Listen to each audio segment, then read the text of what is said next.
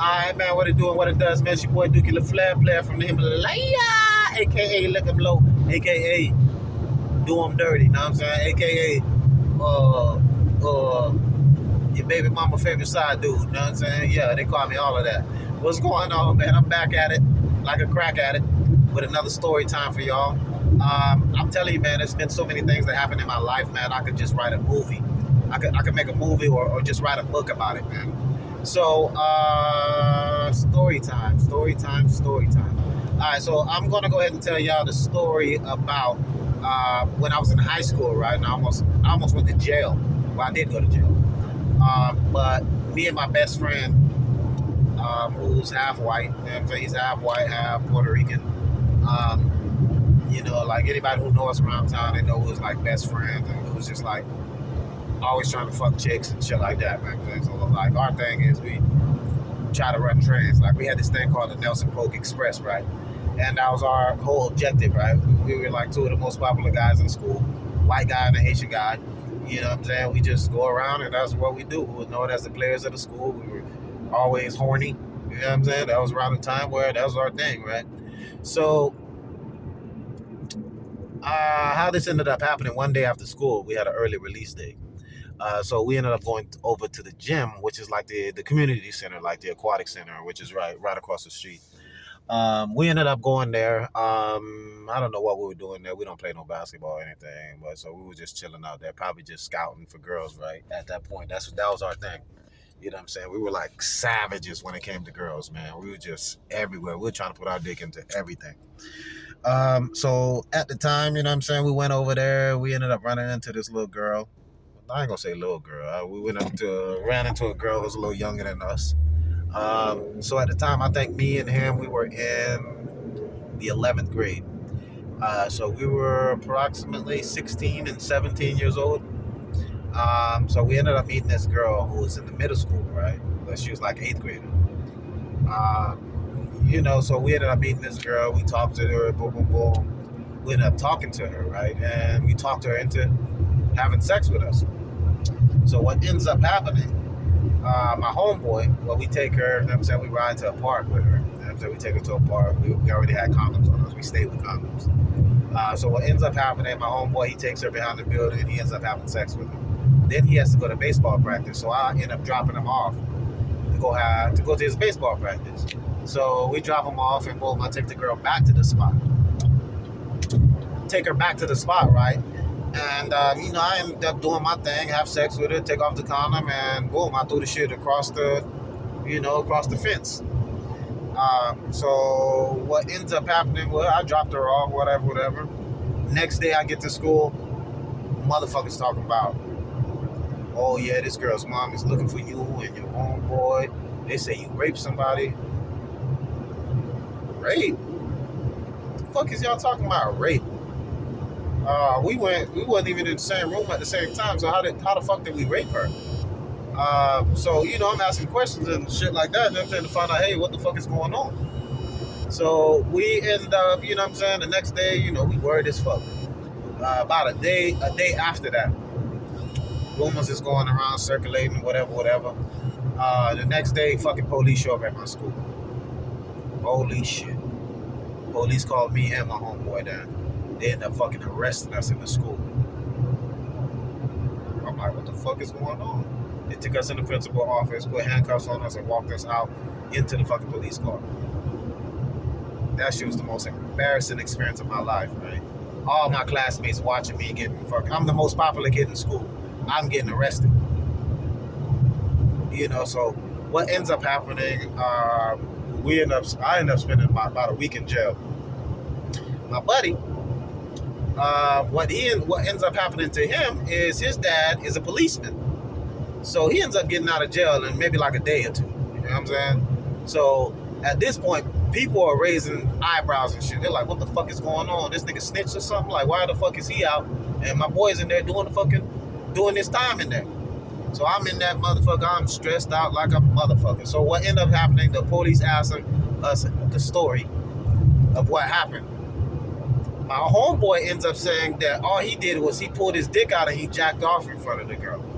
I don't know if his parents coached him into saying that, whatever the fuck. He had You know what I'm saying? That was their, his dad was police. So, like, you know what I'm saying? They probably already told him what the fuck to say. Me, I tell the story how it is. My homeboy got the girl. He dropped her off. He did his thing. I took her back. I did my thing. I threw the condom over the thing. They was like, "Where did you throw the condom at?" I was like, over the gate. They ended up finding the condom. Right. So that proves my story. So the whole time I'm in juvenile detention center at this time. You know what I'm saying? I've never been to jail. I'm fucking freaking out. I'm like, what the fuck is going on? I'm crying in that bitch. People's already writing me letters, you know what I'm saying? They're like, oh yeah, we got your back, Gaddy, you know what I'm saying? Boom, boom. I had my homegirls threatening to fight the girl. And like, we know the girl lying. So here's the girl's story, right? She ends up making a story saying, me and my homeboy took her to the park. One of us put our hand over her mouth and she ends up biting one of us. She said, after she bit us, we dragged her to the park and we sexually assaulted her.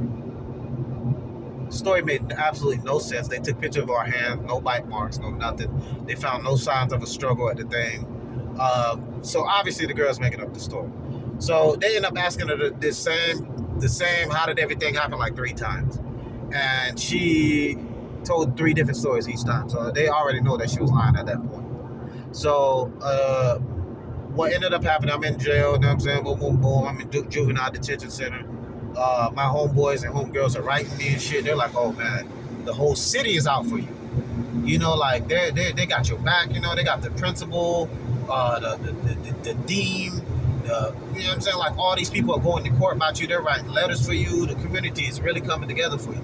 But like I said, I was the most popular kid in my school. I had a lot going on too, you know what I'm saying? So, that's part of the reason why people fought for me. So my lawyer ends up telling me, hey man, they're making threats to the girl outside. They're threatening to beat her up. The judge says if anything happens to the girl, they're gonna blame it on you. So I end up having to tell everybody to chill out, don't do nothing to the girl, boom, boom, boom, whatever the case was. Man, we end up fighting the case, and come to find out the girl was lying. The girl ended up lying, right? But due to the fact that I admitted that I had sex with her, here's the thing, right? We're both teenagers, you know what I'm saying? So I don't understand like where anything is the problem, you know what I'm saying? Like how's that an issue? She was, I think, 14, I'm 16. Well, what's the fuck is the problem? I don't get what the problem was. They was like, oh, we trying to get you. Man, they had me so scared, right? People talking about, man, you gonna face up to 10 years in sexual offenders prison. I'm like, what? Sexual? What is that? That sounds like there's nothing but rape going on in there. Now I'm saying like 24/7, motherfuckers taking turns raping each other in there. Nah, ain't no fucking way. But I heard that sexual offenders prison. I'm like, oh, ain't no way. This definitely got to be what prison is like. What I be seeing on TV, motherfuckers raping each other. You ain't putting me in no sexual offenders prison. Ain't no way. So end up fighting the case, man. My lawyer, man, dumbass lawyer, end up making me plea out to a misdemeanor battery. I'm like, nigga, I'm innocent. Like, what the fuck am I pleading out to anything for? Like, I didn't know about that shit back in the days. You know what I'm saying? Like, I didn't know what a pleading out was. He just made the shit sound so fucking good. I should have fought that shit, to tell you the truth. I was innocent than a motherfucker. Pleaded out to a misdemeanor. Fucking, no, was it a misdemeanor? It was a felony. Was it a felony? Yeah, I had a felony on my juvenile record, right? It was a felony battery charge. This nigga made me plea out to a felony battery charge. And I didn't batter no motherfucking body. Right? At that time, man, I was getting ready to graduate high school, man. I think I was a senior. So I graduated high school at 17 years old. So at the time when I got arrested, I was 16. So, man, I'm thinking about, damn, man, I wanted to go to acting school, man. I'm sitting there crying. I'm like, damn, this shit gonna be fucked up. They end up pleading out to the battery charge, whatever. All charges got dropped, you know what I'm saying, whatever. Girl was lying. And that was it, man. That was one of the most scariest moments of my life, man. First time going to jail. But I ended up meeting this little guy that was in jail, man, who was from my same city. But this motherfucker's career criminal at an early age. So he already knew the ropes. He was like, hey, man, don't worry about it, bro. You know what I'm saying? I'll stop all that crying and shit. Little ass jit, dog, telling me, hey, man, tighten up. So That's my story, man. When I got arrested, man, almost my career, my life was almost over just because I wanted to run a train, right? Wanted to run a train on a girl. And what ended up happening was the reason why she lied. Her mom, she ended up getting in trouble with her mom, right, for coming home late. And she didn't know what to tell the mom, and the mom ended up, you know what I'm saying? I don't know how it ended up how any of this ended up turning to sex, right? But she ended up lying to the mom, and that was the case. And I don't know if the mom coerced her into, hey, these boys raped you, or whatever, or she told the mom, hey, I had sex with 2 boys, and maybe the mom felt ashamed. I don't know what the case was, but this girl almost ruined my life. And to this day, I would really like to have a sit down with her and see, like, you know what I'm saying, what were you thinking at that time? You know what I'm saying, like, you could have ruined my whole fucking life, right? Because you wanted to lie, and you was hiding the ass, wanted to fuck 2 boys at the same time, right? Like, to this day, I really would like to talk to her. I don't want to mention her name in this, but you know who you is with your black ass.